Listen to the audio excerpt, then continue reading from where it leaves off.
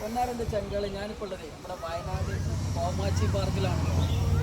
വയനാടിൻ്റെ പ്രകൃതി ഭംഗി ഒട്ടും നഷ്ടപ്പെടാത്ത രീതിയിൽ അതിമനോഹരമായിട്ടാണ് ഈ ഒരു പാർക്ക് കൊടുക്കുന്നത്. നമ്മുടെ ജീവിതത്തിൽ ഒരു കണ്ടിട്ട് ഈ ഒരു പാർക്കിൽ വരണം. ബാക്കി ഇവിടുത്തെ വിശേഷങ്ങൾ നമ്മൾ ആളെ കയ്യിൽ കൊടുക്കേ കിറുകളി കിറില്ലേ മറിച്ചൊക്കെയുള്ള പരിപാടി. ടിക്കറ്റ് കൊടുത്തിട്ട് നേരെ ഇതിൻ്റെ ഉള്ളിലേക്ക് കയറാറുണ്ട്. ഫസ്റ്റ് നമുക്ക് കാണാനുള്ളത് ഫോട്ടോഗ്രാഫി മ്യൂസിയമാണ്. ഇതൊരു ഫോട്ടോഗ്രാഫി പാർക്കാണ് കേട്ടോ. ഒരുപാട് ഫോട്ടോ സ്പോട്ടുകളൊക്കെ ഉണ്ട് ഇവിടെ.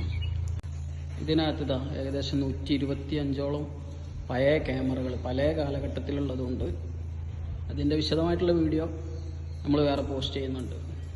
അതൊക്കെ കണ്ടിട്ട് പിന്നെ ഉള്ളത് ഒരു ഫോട്ടോ എക്സിബിഷൻ ആട്ടോ. ഇതിനുള്ളിൽ ഒരുപാട് ഫോട്ടോകളുണ്ട്. ഫോട്ടോസും വീഡിയോസും ഒക്കെ എടുക്കാൻ പറ്റിയ ഒരുപാട് സ്പോട്ടുകളുള്ളൊരു പാർക്കാണിത്.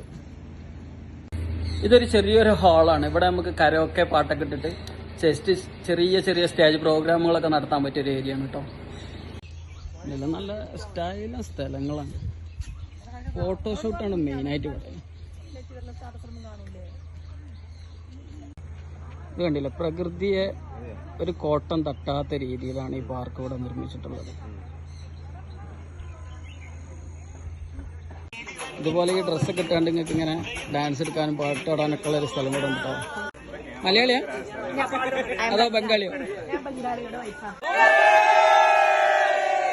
ഇവിടെ ഒരു ഓപ്പൺ സ്റ്റേജും ഒരു ഗ്രൗണ്ടൊക്കെ ഉണ്ട് കേട്ടോ. പരിപാടികളൊക്കെ നടത്താൻ പറ്റുക.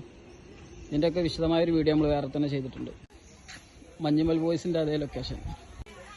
കൊല്ലത്തിൽ 365 ദിവസം മഴ പെയ്യുന്ന സ്ഥലം. കൃത്രിമമായിട്ടാണ്. ഇവിടെ ഫുള്ള് ഓപ്പൺ ജിമ്മും കാര്യങ്ങളൊക്കെയാണ് കേട്ടോ. ചുരുക്കി പറഞ്ഞാൽ ഫോട്ടോസും വീഡിയോസും എടുക്കാൻ പറ്റിയ കിട്ടില്ല സ്ഥലങ്ങളാണ്. ഒക്കെ ഒന്നിനൊന്ന് മെച്ചാണ്.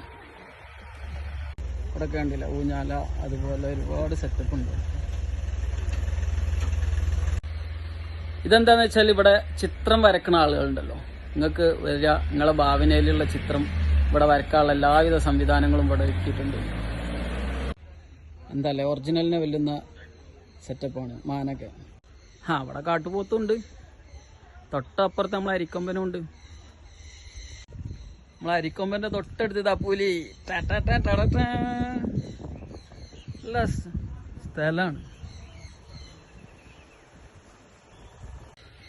അപ്പം വയനാട്ടിലേക്ക് വരുന്നവർ ജസ്റ്റ് കോമാച്ചി പാർക്ക് വരെയൊക്കെ ഒന്ന് വരിക. ഫാമിലി ആയിട്ടൊക്കെ വന്നാൽ മഴക്കാലമായി വിചാരിച്ചൊരു കുഴപ്പമില്ല കേട്ടോ. റെയിൻകോട്ടായാലും കുട ആയാലും ഒക്കെ ഇവർ തരുന്നുണ്ട്. പിന്നെ പഴയ ഓർമ്മകൾക്ക് ടെലിഫോൺ ബൂത്ത്, അതുപോലെ പോസ്റ്റ് ബോക്സ്, പിന്നെ ഇതുപോലെ കിളികളൊക്കെ നമ്മളെ മേത്ത് കയറ്റിയാണ്ട് ഇതേപോലെ ഫോട്ടോസും വീഡിയോസൊക്കെ എടുക്കുക. എന്റെ കൈ മുഴുവൻ കൊത്തി തിന്നണതാ. തീറ്റ എങ്ങനെ എങ്ങനെയൊക്കെ തീറ്റ കിട്ടുക.